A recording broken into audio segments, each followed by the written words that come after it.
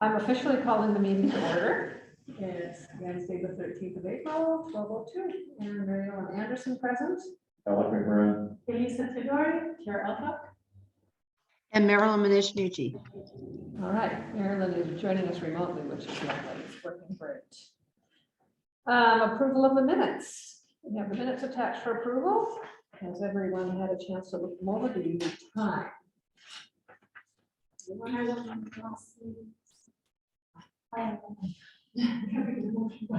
we have any additions? Make a motion to approve the minutes of last week. That's it. All right, moved and seconded, all in favor? Aye. All right, Aye. move right through this. Amendment and approval of meeting agenda. Are there any amendments to our agenda? All right, do we have a motion to approve the meeting agenda as is? Make a motion to approve the meeting agenda. All right, moved and seconded, all in favor? Aye. Persons to be heard related or unrelated to the agenda. I don't see anyone online and there's no one in the room, so I'm assuming we can move right past that. Then the director's report, number 5. So grant request has been submitted to the Petersburg Community Foundation to purchase 5 iPads for the library. And we're going to pair this with some Lego educational kits, and we're going to fund that from the $1,500 donation that we received. I told you guys about a couple months ago. Chris Norris, as a former member of the Rasmussen board, when she makes a wall donation, they'll match it to the wall. So Great. it's $1,500. She's done this a few times, and it's fabulous. And so we thought we would leverage that money and see if we can get the Petersburg Community Foundation kitchen. $1,800 was the amount of the grant, and for iPads, so that we can get into a little bit more technology program with our elementary school program. So, iPads we have are so old, they can't even update apps on them anymore. Oh, Yeah, it happens. that's too fast. Yes. And Tara? Yeah. I have a question on that. And do we need to, or did we already write a thank you to Chris? I'm almost positive that Lizzie sent her a card. And I think Okay. I have actually sent her a card. Yes, Lizzie sent her a card. Okay, perfect. I thought we did, but I couldn't remember. I think I remember that too, talking about Okay. it. Yeah, we did. Yeah. First Bank has donated $3,000 through their community development grant program to the summer reading program. They do this a lot, 13th time, I believe, for my records. So pretty amazing. It was Roe who told us about that grant because you have to be referred by an employee of First Bank. Oh, And so there's a little spot, and I always put her name in it, and because she's the reason why we've gotten this over the years. I'm so sorry. that's okay. For the record, Gina just showed us, so okay, welcome. There's packets over there. We're on item 5. We're just starting the director's report, Gina. How are you? Okay, good. I just. Love that, yes. Oh, yeah. Okay, Okay, so planning for the summer reading activities is underway. It's gonna look quite a lot like it did last year. That worked well. We're always changing things to make them better, but it would be nice if we had a year where things were kind of the same from one year to the next. And keep coasting. And so we're probably very similar, other than the fact, I mean, by similar, I mean the different age levels, little kids, sort of independent readers, teens and adults. It was I mean, that's quite different than the year before, right? I mean, it was kind of. Year before was, I don't remember what happened. It was all online, it was the whole, I think everybody just went program. An exercise figuring out the registration. Yeah, it was a little different. So hopefully this year, it feels more familiar to people because it was similar last year. And we'll be restarting in-person programming this summer and even story time. Yay. Yay. So probably won't start till like June because Curry has to get this summer reading programs off the ground, which is a lot of work. And she has, we're gonna start that, which is exciting. packet, I have a typo, which is really significant. I've said the foundation in the foyer is under construction. Oh, The no. fountain in the foyer is under construction. No, that's one of those typos that could really get me in trouble. Yeah, it doesn't show up as an error because it's a real word. Yes. It really did, yeah. It was kind of like a flag there. Yeah, the foundation is totally fine. Yeah. But eventually we will be getting, This enormous fountain that we're constructing. is new Especially foundation. the way it's 20 tons. Yeah. But there's been, it's funny, we had that broken down fountain the last like 2 years. No one needed a fountain, no one mentioned it, but now it's like, what are you getting rid of the fountain? I need the fountain. It's like brought attention to the fountain, you know, like having everyone's going, even though we never really worked in the last 2 years, so. A water bottle filling fountain is on its way to being installed. That's great. I love those things. Yes, I think it's just, it makes a little more sense. Will you also have paper cups or anything for? I don't think so, I have think it's their just own? bottles. You know, I honestly don't remember the word, it's so long ago. Yeah. It probably also has a regular fountain too. Okay. Let's see, we have a couple of workshops that are gonna happen later this month. Dean Riley's doing a watercolor workshop. That's what we're super excited about. I believe it's gonna be like Friday evening and then Saturday and Sunday, so an intensive workshop. This is the one that's funded by the Arts Education Endowment. that we talked about. Before, Is there an age group at that targets? it's an adult. Yeah. Yeah, so we're excited to do that. And Andrea, who does our amazing flower baskets and things like that, is going to do a container gardening workshop. We've never done anything quite like this, but she's so talented. Yeah. And it's great. I'd like to hear secrets. So I believe it's going to be like a presentation, a slideshow in the evening, and then the next day you actually go down to Booster House and pick out your plants and then plant them there too. Bring your container, plant it. Down at the booster. Yeah. I was wondering if it's going on the same weekend as the watercolor. Can't do both. It is actually, and I'm going to schedule it so you can do both. Oh. Yes. And of course, you could always, if you wanted to, like, miss the planting that, you know, when you're like a later date, but just her color coordination is Mhm. amazing. So, Yeah. yeah. Yeah, so we're excited. It'll be interesting to see what folks think of that. And in other news, this hit my radar after I put the agenda together. It looks like, so with the budget process, all the department heads have put in their budgets to the borough manager, and we are way over. Like way over. And so in the next few weeks, I anticipate a budget work session. And also the borough manager and the finance director are calling in to talk about cutting potential cuts to the library budget. So who's over the entire The city? whole, yeah, they do it as a, yeah, I see. I mean, you guys saw we're kind of flat, with the exception. of- Yeah, 'cause I didn't think it had grown that much. I thought maybe. Yeah, ours hasn't, but, and I don't really know where that is coming from. I don't really have specifics on it yet, but just let you guys know that come our May meeting, I think we have more information about that. So other departments have gone over, so they're gonna cut library. Well, not necessarily. We haven't really, I'm That- holding off That's on not what covering that. happened before. Yeah, They we just, left it pretty much. yeah, because the fact is I don't want to call it that, but you know, the difference in the request versus what we actually have is so much bigger than the library's budget. There's very little can cut $5,000. It won't be really good. Wow, interesting. So I'm curious to see how the curious. conversations unfold. And I'll keep you posted. I'm curious where the overage is happening. I'm curious too. When you say, if you cut $5,000 from where?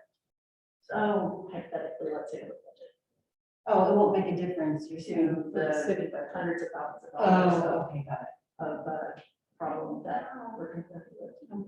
So they need a strategy bigger than a cut mask. You have to cover, you have to Yeah. obliterate us Yeah. because we're such a small firm. But hopefully there's something we can do to help, but I don't know what that could possibly be. Interesting. They just try to keep themselves. Yeah, I don't really know what the big picture sure it's here. We don't make any corner.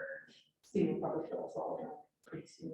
Well, there's lots of things that are more expensive now, and I mean, it's not like necessarily anyone's doing anything that they're not supposed to, it's just maybe the Could be. nature of the way the world is. Yeah, and every year the whole budget goes up just because of healthcare cost increase, negotiated wage increases. That's So true. that's a kind of uncontrolled expense that keeps. They are moving forward. increasing, like, I know the dispatch wages, I think that those get Yeah. raised, and there's a lot of conversation around that. Yeah. Yeah, it'd be interesting. Okay, well. I'll borrow some Okay. gallons and hope it doesn't- Yes, yeah, hopefully we know more in the next few weeks. And that is it for me. Okay, then moving on to number 7, thank you, Tara. On to number 7, new business, a proposed revision to the library's internet use policy is attached. So, let's see it back there. Yes, and I would like to apologize for sending a link with the original meeting packet that did not have the internet policy in it. So some of you may not have had a chance to fully read it. So it's up to you guys if you want to actually approve. You can always table approving it. But I'll give you the sort of the brief Yeah, the brief version, basically our whole internet, it's only the last policy we revised. It was 3 pages long, and now it's 1 page long. oh, And I took that book that I showed you last time that I had, sort of intellectual freedom in libraries and policies. Like, so I'm going through each of our different policies with an eye towards updating them with sort of the current checklist of what a policy on, in this case, the internet, should include. So this is what I've come up with, and so what it does is it connects our internet to our mission statement. So we connect it to the world regulars. We offer the internet for that purpose, and we offer it in accordance with our actual intellectual freedom policy, which you guys updated last time. Also, we've put right up front that we do not supervise kids' use of the internet, just like everything else in the library. We don't act in the place of the parent. And so that's spelled out pretty clearly. And then we reserve the right to limit usage to accommodate customer demand. So it's not necessarily available to everybody all the time, although we would like it to be. Another thing that's in here is filtering, and we do have a low level of filtering on our computer, and we do this to be in compliance with what's known as SEPA, the Children's Internet Protection Act, and we need to be in compliance for our federal, what we call the E-rate subsidy. And so that's another reason we have to update this too, is because it's been, I think, 10 years, nearly 10 years, and on the 10-year anniversary date, you have to update your SEPA compliance in a public meeting like we're doing today. So that's part of this equation, is to make sure we're in compliance with our E-rate funding. And then there's some stuff about, not using pornography or to download viruses, etc. And that we can't, although we do try on our public computers to respect people's privacy, guaranteeing it is not realistic. But we do get the good effort to try to keep those computers off from users. But it's not a perfect system. it would almost take someone sitting there constantly, Yes. every, intervening after every use of Yes. like the history. We have a software called Fortress that does that to some extent, but it's software, it's not perfect. And every Windows update that happens, it has to update, and so we might have holes in it that we're not aware of until it's too late. So this is kind of just a disclaimer saying that we're gonna try. And also we won't just give our records to anybody. So we actually don't keep records of them.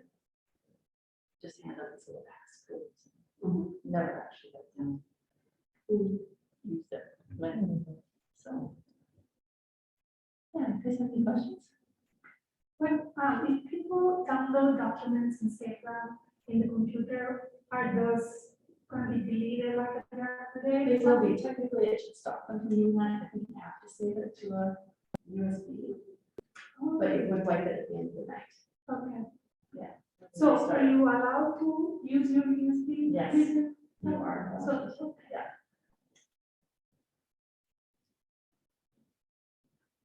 So, So that's the new one. One, This The is one one page. The one page is the new one. the reduction of these current policies. We It's been definitely reduced. modify anything, it's just this, It's more business. yeah, A little easier for. Yeah. some of the public to I understand. like. One page is good.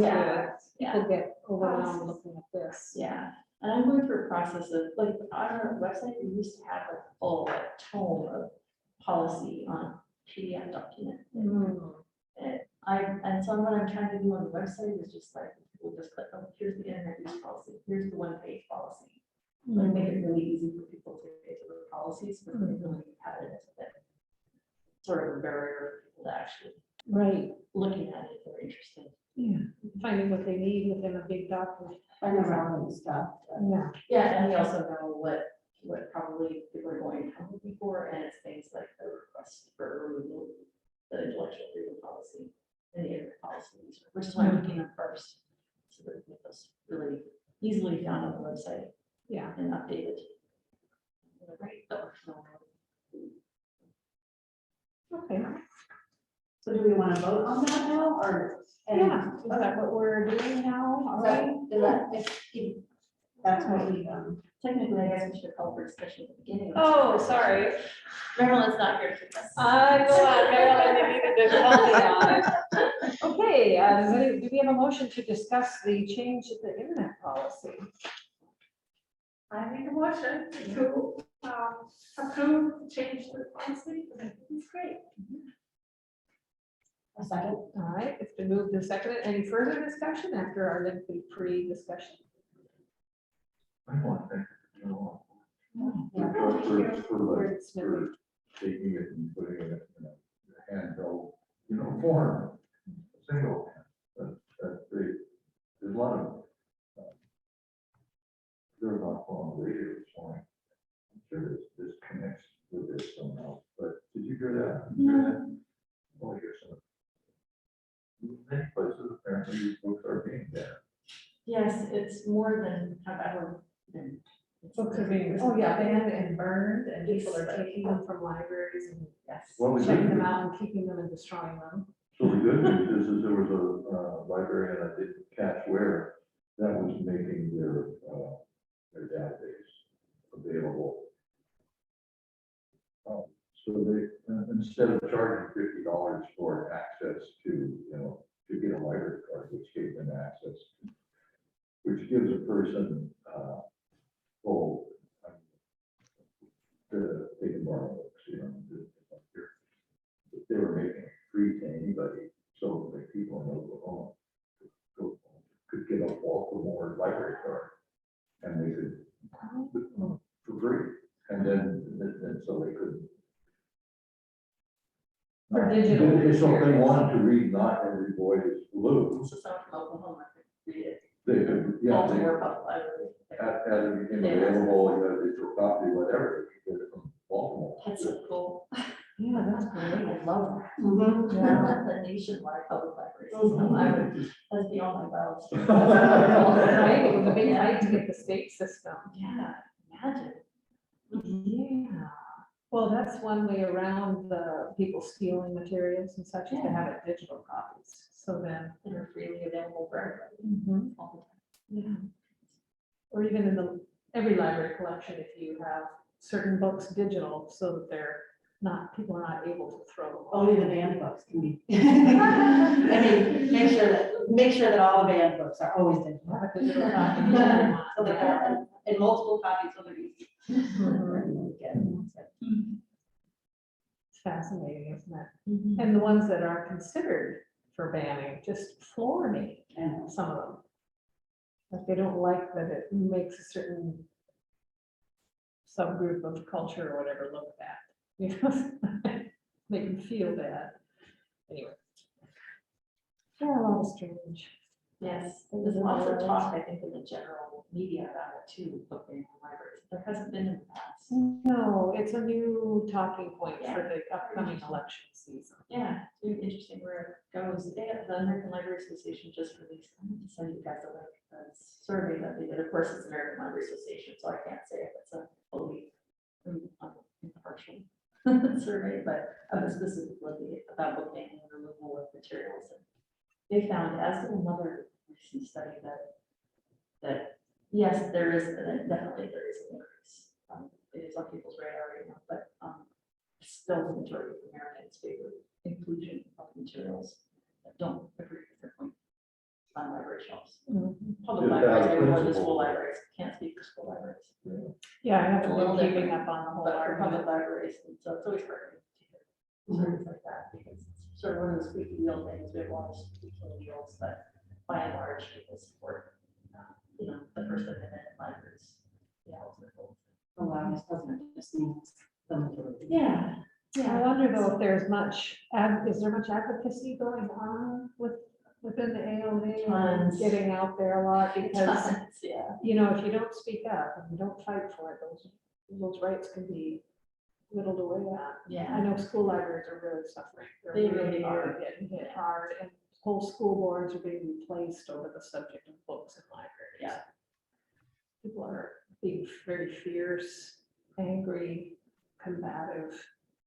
It's really ugly right now. And then a lot of school libraries are just being closed and eliminated. Still, in a lot of places. So, yeah, and in a smaller way, that's something that's happening in public libraries, provided boards turned over oh, really? and director shows in their jobs. Yes, that's the thing. It's not a big thing like it is in school libraries, but it's a thing. What it would take is somebody with a BMI on about something, and then a bunch of friends. And a loud mouth, Yeah. microphone. Anyway, okay, wow. Yeah, so that's why we're beating up all of our cultural food. Yeah, batten down the hatches. Over the next few months. All right. Very important to have it in place. Yeah, thank you. All right, then, discussion items, moving on. Hold it. I don't think you voted. You're right, thank you. I was testing you, Marilyn. Oh, good. You were seeing if I was awake or You not are on asleep. it. Okay. Actually, Tina pointed it out too. Thank you, guys. All right, let's have a vote. All in favor of approving the revisions as stated? Aye. Aye. All Aye. right, thank you. It was unanimous. Moving along, discussion items. A, Friends of the Library updates. Is the book sale first? Okay. No, tell me Jensen's first. So it was awesome. It It was. was awesome. I was there too. Yeah, really, it It was, was fun. yeah, and kudos to the friends and the Sue for just like, I had very little to do with anything that happened there besides the publicity. Well, that was the point. I just attended and thought, oh my goodness, look at this, this is awesome. It was- Yeah. And did you guys notice, I mean, it was a great turnout. There was the whole lot was filled. There was parking up the street. And then like even over at the Thompson Building, and then they were like locking people in over there. And I came in and I was like, oh my God, this is wonderful. Good problem to have. Yeah, Oh, yeah, it was great. yeah, so an amazing turnout and a lot of the program was so much fun. It was fun. Snappy and fun. Oh, yeah, it was funny and entertaining, and I got even like teared up when Roxy, was up there. She was so adorable and just so, it was just so sweet, and I loved it. It was great. And then they, then I got, there was like a story, the newspaper was there, radio station had It's got a. good media coverage. Yeah, I was it's pleased great. with that. That's great. And targeted homegrown conversations with Sue too, so we captured some of that library historical stuff Yeah, good. from her speech, which, as you're listening, you might not caught everything, so we wanted to make sure it was all available for. Good. I should have it, I didn't know. Was that last Thursday then? Did that? Yeah. Wednesday, so Wednesday. we could go, right? Just a week ago, it seems so much. Thanks, sense of time is so distorted. Okay, awesome. And book sale stuff, Bart sent me, well, Oh, good. a report. The Friends, if you guys noticed, but the Friends changed to accommodate everyone's attendance at Penny Norheim service. They changed the times of the Mhm. book sale. very successful, very well attended. On Friday, they had as many people as they normally do on the Saturday, and that was just an hour. And brought in $140. Wow. Great. And let's see, the next day, not quite as many people, but they still did well. Yeah, traffic flow was really good. And I think all told, they made nearly $200. I'm doing the math right.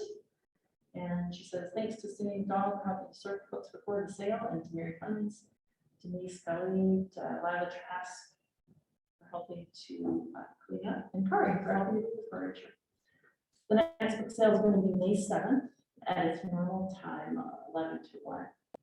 Okay.